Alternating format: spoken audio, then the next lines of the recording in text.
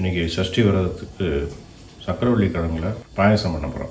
ஆமாம், சக்கரவள்ளி கிழங்கு தினையும் எடுத்து வச்சுருக்கேன். தினையும் சக்கரவள்ளி கிழங்கையும் போட்டு ஒரு திருக்கணம் பண்ணி அஞ்சே பண்ணலாம் பெருமாளுக்கு. Very good. ஓகே. சக்கரவள்ளி கிழங்கும் முருகனுக்கு பிடிச்ச ஒரு. ஆமாம், தினையும் பிடிச்சது. ஆமாம், திணி வந்து நல்லா ஒரு 2 hours ஊற வச்சுருக்கேன். ஊற வச்சு எடுத்துருக்கேன். இப்போ நல்லா இப்போ இந்த தினையும் இந்த சக்கரவள்ளி கிழங்கும் ஒரு கிளாஸ் ஜலம் விட்டு கொஞ்சம் வெந்தது, கொஞ்சம் பாதி முக்காசு வெந்துட்டு இருக்கும்போது இந்த பாலையும் விடுவேன். விட்டு நல்லா குழஞ்சி வந்ததுக்கப்புறம் இந்த கொஞ்சோண்டு கல்கண்டும் நாட்டு சக்கரை வச்சுருக்கேன், அதையும் போட்டு பண்ணிவிட்டு அப்புறம் முந்திரி பருப்பு, ஏலக்காய், திராட்சை பழம்லாம் தாளித்து போட்டேன். ஓகே, ரொம்ப சிம்பிளான இதுதான். நீங்கள் 4வது நாள் இல்லையா சஷ்டியில்? நீங்கள் வந்து அதை பற்றி சொல்ல போகிறீங்க இல்லையா? யாரோ கேட்டிருந்தா அதனால பிரசாத்தையும் காமிச்சிட்டு அதையும் சொல்லலாம். ஓகே. இப்போ இந்த தினன்றது தெரியும் இல்லையா? அது நல்லா ஊற வச்சுருக்கேன். நல்லா கலைஞ்சிட்டு ஒரே மினிமம் 2 hours அப்புறம் எவ்வளோனா வச்சுக்கலாம். சக்கரை கிழங்கு இருக்குல்லையா, அது தோலை சீச்சுட்டு நறுக்கின்னு இருக்கேன். ரெண்டும் ஒன்றா வெந்துடும். அதுக்கப்புறம் நல்லா மசிச்சுக்கலாம். ஓகே. எல்லாரும் சவுண்ட் இல்லை அப்படிங்கிறேன். என்ன பண்ணலாம் சவுண்டுக்கு? நம்ம பக்கத்தில் வச்சு தான் பேசுகிறோம். சம்டைம்ஸ் இப்படி எடுக்கும்போது பக்கத்தில் நான் தள்ளி போயிடுறேன்னு நினைக்கிறேன். இல்லை, அதனால சம்டைம்ஸ் என்னோட வாய்ஸ் கம்மியாயிடுது. 90% வந்து மைக்கை பக்கத்தில் வச்சு தான் பேசுகிறேன் நான். சில பேர் வந்து கேட்கவே இல்லைங்கிற, சில பேர் கேட்குறதுங்கிற. தெரியல என்ன பண்ணுறது, எனக்கு தெரியல. நீங்கள் சொல்லுங்கள், அது என்ன பண்ணலான்ட்டு பார்த்து கொஞ்சம் இது பண்ணலாம். கொஞ்சம் சவுண்டாக பேசிப்பாரு. சவுண்டா? ஸோ இப்போ இந்த தினையையும் இந்த ஒரு சக்கரை கிழங்கு ஒன்றா போட்டுன்ட்டேன். ஒரு 10 to 15 minutes வேகட்டும். இந்த ஜலம் குறையிற டயத்தில் பால் விட்டுக்கிறேன். ஓகே. இந்த ஜலம் கொஞ்சம் குறைஞ்சிட்டு இது போட்டிருக்கேன். இது பாதி வந்துருக்கு. இந்த இதெல்லாம் எடுத்து பார்த்தோம்னா பாதி வந்துருக்கு. நல்லா இன்னும் ஃபுல்லாக பழையட்டும். கொஞ்சம் கூட பால் விடலாம். நான் கொஞ்சம் விட்றேன். ஏன்னா இந்த சக்கரை கிழங்கு இருக்குல்ல, நல்லா அதோட மசிஞ்சிடணும். அது தெரியக்கூடாது, சக்கரை கிழங்கு போட்டது தெரியக்கூடாது. அந்த அளவுக்கு மசிச்சா நல்லா இருக்கும். அதிலே ஸ்வீட் இருக்கும்ல? அதே ஸ்வீட்டு கொஞ்சம் ஸ்வீட் போடணும். அதுலேயே சக்கரை கிழங்குலேயே இருக்கும். அதுதான் கொஞ்சம் கல்கண்டு கொஞ்சம் வெல்லம் எடுத்து வச்சுருக்கேன். நல்லா மசிக்கிறேன். நல்லா வந்துட்டு அது கூட ஓரளவுக்கு மசிச்சுட்டேன் சக்கரை கிழங்கு கூட. இப்போ வந்து கொஞ்சம் ஏலக்காய் பொடி, வெல்லம், கல்கண்டு போட்டுட்டேன். ஸோ நாட்டு சக்கரை, கல்கண்டு, ஏலக்காய் பொடி. ஏலக்காய் 2 ஏலக்காய். 2 ஏலக்காய். பொங்கல் மாரி இல்லாமல் திருக்கணம் மாதிரி இருக்கணும் இல்லையா? அதனால் இப்போ என்ன பண்ணுவேன்னா இன்னும் கொஞ்சம் பாலை விட்டுட்டு ஆஃப் பண்ணிவிடுவேன். ஆஃப் பண்ணிவிட்டு முந்திரி பருப்பு, கொஞ்சம் பாதாம், கிறிஸ்மஸ் பழம் நீர் தாச்சி வச்சுருக்கேன். அப்புறம் கொஞ்சோண்டு பச்சை கற்பூரம். ஓகே. டயபெட்டிஸ் இது கொடுக்கணும் அப்படின்னா நம்ம சர்க்கரையை குறைச்சிக்கலாம். சர்க்கரை எடுத்துகிட்டு இதில் மிளகு ஜீரகம் போட்டுற வேண்டியதான். வெள்ளம் இதேமாரி பண்ணிவிட்டு சர்க்கரை கிழங்கையும் அந்த தினையும் இது பண்ணிவிட்டு மிளகு ஜீரகத்தை தட்டி போட்டு கிச்சடி மாதிரி பண்ணிடலாம். கிச்சடி மாதிரி பண்ணலாம். சர்க்கரை கிழங்கு கிச்சடி ஆகிடும். கிச்சடி ஆகிடும். Super idea. பண்ணிடுவேன்.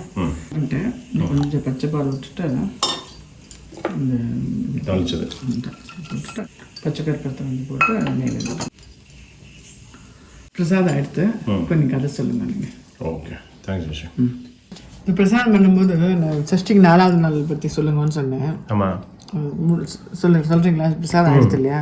4வது நாள் அப்படிங்கும்போது இன்னைக்கு 5ஆம் தேதி 4வது நாள் சஷ்டி வந்து 4வது அறுபடை வீடுன்னு பார்க்கும்போது கும்பகோணம் சுவாமி மலை பார்க்கலாம். சுவாமி மலை அப்படிங்கிறது வந்து குருமலை அப்படின்னு சொல்லுவாள். சுவாமி அப்படின்னாலே அது முருகன் தான்.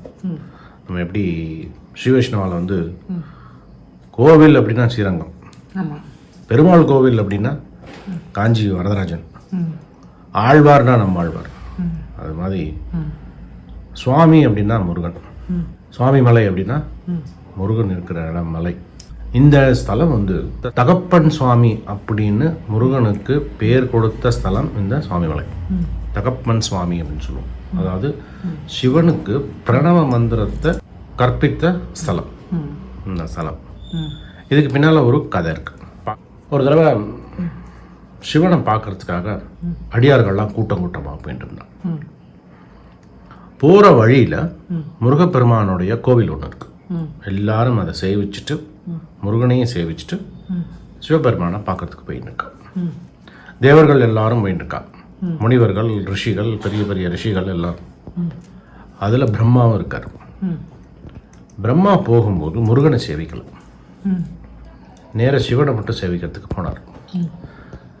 பிரம்மாவுக்கு மனசில் என்ன, பிரம்மாவுடைய வயசு வந்து நிறைய வயசு. ஒரு யுகத்துக்கும் அவருடைய வயசு வந்து நிறைய இருக்கும். அவருடைய மனசில் வந்து நமக்கு அப்புறம் பிறந்தவன் அந்த முருகன். இந்த முருகப்பெருமானை நம்ம ஏன் சேவிக்கணும் அப்படின்னு நேராக போய் சிவனை போய் சேவிச்சுட்டு வரும்போது முருகனை பார்க்காம தலையை திருப்பின்னு போனாராம். நான்முகன், ஒரு 4 திசையும் முகம் இருக்கும் அவருக்கு. நான் எந்த பக்கம் திருப்பினாலும் இன்னொரு முகம் இருக்கும் அவருக்கு. திருப்பின்ட்டு போனாராம். அப்போது முருகன் வந்து கூப்பிட்டு கேட்டாராம், என்னாச்சு என்னை பார்க்க வரலையே அப்படிங்கும்போது அவர் வந்து அப்படியே மழுப்பினார். புரிஞ்சுன்றது முருகனுக்கு புரிஞ்சுன்றது, நம்மளோட வயசில் பெரியவர் அப்படிங்கிறனால அவர் வந்து இப்படி நினைக்கிறார் அப்படின்னு சொல்லி அவர்கிட்ட ஒரே ஒரு கேள்வி கேட்டார். நீங்கள் வந்து படைக்கும் கடவுள், ஒரு நல்ல ஒரு பொறுப்பான ஒரு தொழிலை மேற்கொண்டிருக்கிறவர், உங்கள்கிட்ட ஒரு சின்ன கேள்வி கேட்கணும் அப்படின்னு முருகன் கேட்குறார். பிரணவ மந்திரத்தோட பொருள், அதோடைய அர்த்தம் என்னன்னு சொல்கிறேன் அப்படின்னு முருகன் வந்து பிரம்மாட்ட கேட்குறார். பிரம்மா வந்து நிறைய வேதங்கள், 4 வேதங்களும் படித்து அதுக்கப்புறம் தான் படைக்கிற தொழில் பண்ணுறவர். பிரணவ மந்திரத்தோட பொருள் என்ன, பிரணவ மந்திரம்னா ஓம், இதோட பொருள் என்ன, இதோட உள்ள அர்த்தம் என்ன, பிரம்மா நல்லா ஃபுல்லாக சொல்ல முடியல. முருகனுக்கு கோவம் வந்து பிரம்மாவை தூக்கி சிறைப்பிடிச்சிட்டார், சிறையில் போட்டுடுறார். அப்போது அவர் வந்து சிவனை வேண்டிக்கிறார். பிரம்மன் வந்து சிவனை வேண்டி, சிவன் வந்து முருகன்கிட்ட பேச வர்றார். நீ அவர்கிட்ட கேட்டது பிரணவ மந்திரத்தோட பொருள், நீ கேட்டனால நான் உங்ககிட்ட கேட்குறேன், அதோட பொருள் என்ன அப்படின்னு சிவன் கேட்குறார். முருகன் வந்து ஓம் அப்படிங்கிற பிரணவ மந்திரத்தோட சுரபி இந்த முருகன். ஓம் அப்படின்னாலே அது முருகனுக்கு குறிக்கிறது அந்த சொல். அப்போது சிவன் வந்து கேட்குறார். சிவன் வந்து ஆதி மூலம் அப்படின்னு சொல்லுவோம். இந்த ஆதி மூலம் அவருக்கு தெரியாத பொருளா அவர் வந்து கேட்குறார். அப்படி கேட்கும்போது முருகன் என்ன சொல்கிறாருன்னா, உங்களுக்கு தெரியுங்கிறது எனக்கு தெரியும், ஆனால் நீங்கள் கேட்குறனால நான் சொல்கிறேன். ஆனால் சொல்கிறதுக்கு ஒரு வரைமுறை இருக்குது, கேட்குறதுக்கு ஒரு வரைமுறை இருக்குது. நீங்கள் கேட்குறனால இப்போ சிஷ்யன், நான் சொல்ல போகிறனால நான் குரு. நீங்கள் சிஷ்யன் ஸ்தானத்தில் வரணும், நான் குரு ஸ்தானத்தில் உங்களுக்கு சொல்லித்தர முடியும் அப்படின்னு முருகன் சொல்ல உடனே சிவன் வந்து கை கட்டி மரியாதையாக ஒரு சிஷ்யனுடைய பாவனையில் அந்த மந்திரத்துடைய உள் அர்த்தத்தை கேட்குறாரு. அது கேட்கறது எதுக்காக, சிவனுக்கு தெரியணுங்கிறதுக்காக இல்லை, அது யாருக்காக, நமக்காக. நம்ம தெரியணும் இல்லையா, முருகன் வாயால் அது சிவனுக்கு சொல்லி அது நமக்கு வரணும் அப்படின்னு அந்த பிரணவ மந்திரத்தோடைய பொருள் சொல்கிறார். பிரணவ மந்திரம் ஓம் அப்படிங்கிறது ஆகாரம், ஊகாரம், மாகாரம், இந்த 3 சேர்த்தது தான் பிரணவ மந்திரம். இந்த பிரணவ மந்திரத்தில் ஆவும் ஊவும் உயிரெழுத்து. அது வந்து நம்ம வந்து சேத்தனம் அச்சேதனம் அப்படின்னு சொல்கிற மாதிரி சரம் அச்சரம் அப்படின்னு சொல்லுவோம். அப்போது தந்தைக்கு வந்து அந்த பிரணவ மந்திரத்துடைய பொருளை சொல்கிறார். அதனால இங்கே வந்து இந்த ஸ்தலத்தில் வந்து முருகப்பெருமானுக்கு பேர் வந்து தகப்பன் சுவாமி. இந்த மலைக்கு பேர் குருமலை. ஏன், குருவாக இருந்து அந்த பிரணவ மந்திரத்தை சொல்லிக் கொடுத்தனால இந்த மலைக்கு குருமலை அப்படின்னு சொல்லுவோம். இந்த பிரணவ மந்திரம், இந்த வேதங்கள், இது சம்பந்தப்பட்ட விஷயங்களை வந்து முருகப்பெருமான் போதிச்சனால இந்த ஸ்தல பெருமாளையும் முருகனையும் வேண்டின்றோம் அப்படின்னா குழந்தைகள் வந்து கல்வியில் சிறந்து விளக்குவா. இப்போ பிறந்த குழந்தைகளுக்கு நான் ஒரு ஒரு 2 வயசு 3 வயசு ஆகிற வரைக்கும் பேச்சு வந்து சரளமாக வராமல் இருக்கலாம் சில குழந்தைகளுக்கு.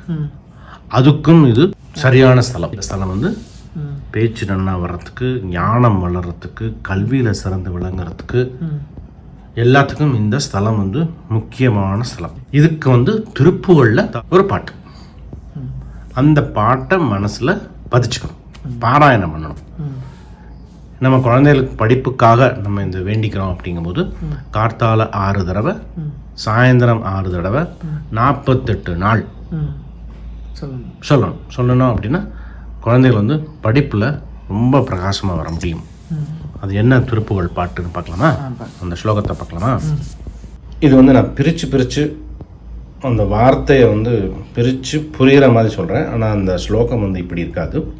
ஆனால் நம்ம படிக்கும்போது இப்படியே படிச்சுக்கலாம். மதியால் வித்தகனாகி மனதால் உத்தமனாகி பதிவாகி சிவ ஞான பரயோகத்து அருள்வாயே நிதியே நித்தியமே என் நினைவே நற்பொருளாயோய் கதியே சொற்பரவேளே கருவூரிற் பெருமாளே அப்படிங்கிற ஸ்லோகம். வந்து எப்படி இருக்குன்னா, மதியால் வித்தகன், அதாவது இந்த அறிவில் வந்து ஒரு வித்தகனாகும், மனசில் வந்து உத்தமனாகும், ரெண்டுமே வேணும். இதுக்கும் ஒரு சின்ன குட்டி கதை இந்த ஸ்தலத்தில் இருக்கு. ஒரு குட்டி கதை. இதில் என்ன சொன்னாலும் கடைசியில் வந்து கருவூரிற் பெருமாளே அப்படின்னு ஒரு வார்த்தை வரும். இந்த கருவூர் அப்படிங்கிற வந்து கருவூர் மருவி கருவூர் சித்தர்னு வந்து கரூர்னு வந்து அப்படிலாம் இருக்கும் புராணங்கள். ஆனால் எனக்கு தோன்றது சொல்கிறேன், தப்பாக கூட இருக்கலாம். கருவூர் அப்படின்னா மனசில் வந்து நம்ம நிறுத்துகிறோம் அந்த பெருமாளை, அதுதான் வந்து கருவூர் அப்படின்னு சொல்லுவோம். கந்தர் அனுபூதியில் ஒரு பாட்டு இருக்கும், அந்த பாட்டை பார்த்துட்டு வரலாம். உருவாய் அருவாய் உளதாய் இளதாய் மறுவாய் மலராய் மணியாய் ஒளியாய் கருவாய் உயிராய் கதியாய் விதியாய் குருவாய் வருவாய் அருள்வாய் குகனே அப்படின்னு 15 வாய் வருவதில்லை. இந்த பாட்டில் வந்து கருவாய் உயிராய் கதியாய், கருவாய்னா என்னது, அந்த மனசில் இருக்கிற கரு இருக்கு இல்லையா, கரு மூலம், அதுதான் ஆதி மூலம் அப்படின்னு சொல்லுவோம். பெருமாளை வந்து அங்கே நிலை நிறுத்தணும், அந்த கருக்குள்ளே நிலை நிறுத்தணும், மனசுக்குள்ளே நிலை நிறுத்தணும். இந்த ஓங்கிற பிரணவ மந்திரமே, ஓங்கிற வார்த்தையை சொல்கிறத விட மனசுக்குள்ளே ஒளி, அதை வந்து அந்த ஒளியை வந்து மனசுக்குள்ளே ரீங்காரம் விடுறது ரொம்ப முக்கியம். யோகாலே வந்து சொல்லிக் கொடுப்பான், காது ரெண்டையும் அடைச்சிண்டு அந்த ரீங்காரம் வந்து ஓம்னு அந்த ரீங்காரத்தை உணரணும் மனசுக்குள்ளே. அதனால தான் வந்து அந்த கருவில் வளர்கிற அந்த அந்த மூலம் இருக்கு இல்லையா, மூலப்பொருள், அதான் வந்து முருகன். கருவாய் அப்படின்னு அந்த திருப்புகழில் வரும், கருவூரிற் பெருமாளே அப்படின்னு சொல்லுவாங்க. இது எப்படின்னா, அந்த காலத்தில் சோழ மன்னன் ஒருத்தர் தான். சோழ மன்னன் வந்து சேர நாட்டு மேலே படையெடுக்கிறதுக்காக வந்தான். அந்த சோழ மன்னன் பேர் என்ன தெரியுமா, முடித்தலை கோப்பெரு நற்கிள்ளி அப்படின்னு பேர். ஆமாம், கொஞ்சம் காம்ப்ளிகேட்டட் நேம். இந்த சோழ மன்னன் முடித்தலை கோப்பெரு நற்கிள்ளி வந்து சேர நாட்டோட படையெடுக்கிறதுக்காக வரான். விஷயம் வந்தவன் சேர எல்லையை தொட்டுட்டான். அந்த இடத்துல கரெக்டாக அவனோட யானை வந்து மதம் பிடிச்சிருது. அவன் உட்காந்துருக்கிற யானை வந்து மதம் பிடிச்சிருது. படையெடுக்கிறதுக்காக வந்தான். சேரன் இதை பார்க்குறான். யாரு? இந்த நாட்டு மன்னன், சேர நாட்டு மன்னன். அந்த பகைவன் வந்து நம்ம நாட்டுக்கு மேலே வந்துட்டான் படையெடுக்கிறதுக்கு. வர்றவன் அவனோட யானை, அவன் உட்காந்துருக்கிற யானைக்கு வந்து மதம் பிடிச்சிருது. வேற வேண்டாம் என்ன பண்ணுவான், மதம் முடிச்சு நீ அங்கேயே போடான்னு விட்டுருவான். ஏன்னா அவன் தானே வந்தான் படையெடுக்கிறது. இவன் அந்த மன்னனை காப்பாற்றிடுவான். அந்த மன்னனை காப்பாற்றி அந்த போரே தடுத்துருவான். சரி, அந்த இடம் வந்து கரூர். அந்த இடம் தான் கரூர். இது அந்த இடத்துல திருப்புகழில் வரும், கருவூரிற் பெருமாளே அப்படின்னா படிப்பு, ஞானம், பதவி எல்லாம் மட்டும் முக்கியம் இல்லை, அந்த மனிதாபிமானம் இருக்கு இல்லையா, அந்த மனிதாபிமானமும் வரும். ஏன்னா நீ மனசுல உட்கார வச்சிடற இல்லையா பெருமாளை, உள்ள உட்கார வச்சிருக்கியா இல்லையா பெருமாளை வந்து மனசுக்குள்ள உட்கார வச்சிரு இல்லையா, அதனால அதுவும் வரும். அடக்கம், பணிவு, பதவி எல்லாம் சேர்ந்து வரும் அப்படின்னு இந்த திருப்புகழ் ரொம்ப அருமையா இருக்கும். ஒன்னொன்னு ஒரு வார்த்தையை நம்ம வந்து இந்த மாதிரி சிந்திக்கும் போது ரொம்ப நல்லா இருக்கும். ஸோ இந்த குழந்தைகளுக்காக நம்ம படிப்புக்காக வேண்டிக்கும் போது இந்த திருப்புகழை படிப்போம். மதியால் வித்தகனாகிங்கிற திருப்புகழ் படிப்போம். சின்ன திருப்புகழ் தான். திருப்புகழ் நார்மலி வந்து 4 வரியில் 4 இருக்கும். இது வந்து சின்ன திருப்புகழ். இதை வந்து ஈஸியாக பாராயணம் பண்ணலாம், குழந்தைகளையும் படிக்க சொல்லலாம். அந்த மாதிரி இந்த இன்னைக்கு வந்து முருகனை வந்து குருவாக வந்து எனக்கு வந்து அருள்வாய் அப்படின்னு சொல்லிக்கிறது. மாதா பிதா குரு தெய்வம் அப்படிங்கிறது வந்து அந்த தெய்வத்தையே குருவாக வந்து எனக்கு சொல்லிக் கொடு அப்படின்னு. நல்லா சொன்னீங்க. ஆமாம், இது வந்து இன்னொரு ஒரு வேடிக்கையான ஒரு கதை இருக்கு. டைம் இருக்குல்ல உனக்கு? ஒருத்தர் வந்து ரொம்ப பரம ஏழை. அவர் வந்து மகாபரிவரை பார்க்கறதுக்காக போயிடுறார். காஞ்சி மகாபரிவரை பார்க்கறதுக்காக போய் அவரோட தரிசனம் கிடச்சி அவர்கிட்ட வேண்டிக்கிறார்.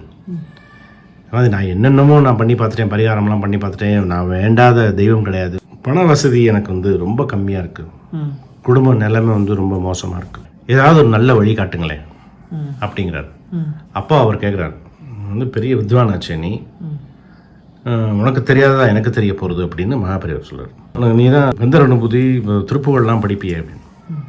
ஆமாம், அந்த கந்தர் அனுபூதியிலேயே ஒரு பாட்டு இருக்கே அப்படிம்பாரு. என்ன பாட்டு? அதான் வாய் வாயின்னு வருமேன், அந்த பாட்டை படியேன் அப்படிம்பாரு. அந்த பாட்டை அவர் படிப்பார். வாய் அந்த பாட்டு, ஒருவாய் அருவாய் உளதாய் இளதாய் மறுவாய் மலராய் மணியாய் ஒளியாய் கருவாய் உயிராய் கதியாய் விதியாய் குருவாய் வருவாய் அருள்வாய் குகனே அப்படின்னு அந்த பாட்டை வந்து ராகமோட பாடுறார். அப்போ கடைசி வரி இன்னொரு தடவை சொல்லேன் அப்படிங்கிறார். குருவாய் வருவாய் அருள்வாய், அதில் நடுவில் இருக்கிற வார்த்தை என்ன அப்படிங்கிறாரு. வருவாய் அப்படின்னா வருவாய்னா என்னது? வருவாய்னா வருமானம், செல்வம். நீ அப்படி எடுத்துக்கோ. குருவாய், குருவாய் அப்படின்னா வந்த வருமானத்தையும் வர வைக்கணும், வந்த வருமானத்தை நல்லா பாதுகாக்கிறதுக்கு ஒரு குரு வேணும், அதாவது சொல்லிக் கொடுக்கறதுக்கு ஒரு கன்சல்டன்ட் வேணும், அதான் குரு. குருவாய் வருவாய் அருள்வாய் அப்படின்னு சொல்லி அருணகிரிநாதர் வந்து எதை பற்றி யோசிச்சு முருகன்ட்ட பாடினார்னு நமக்கு தெரியாது. உனக்கு என்ன வேணுமோ நீ அதை கேள வந்துட்ட, நீ இப்படி எடுத்துக்கோ. குருவாய் வருவாய் அருள்வாய், எனக்கு வருமானத்தை கொடு, செல்வத்தை கொடு வேண்டிக்கோ, நீ என்ன நினச்சி வேண்டிக்கிறியோ அதை கொடுப்பான் அவன் அப்படின்னு சொன்னாராம். அது ஒரு அருமையான இந்த அசுரம் இது. திருப்புகழம் படித்து நம்ம குருவாய் வந்த குகனை முருகப்பெருமானை நினச்சிப்போம். சூப்பர், நல்லா சொன்னீங்க. ஓகே.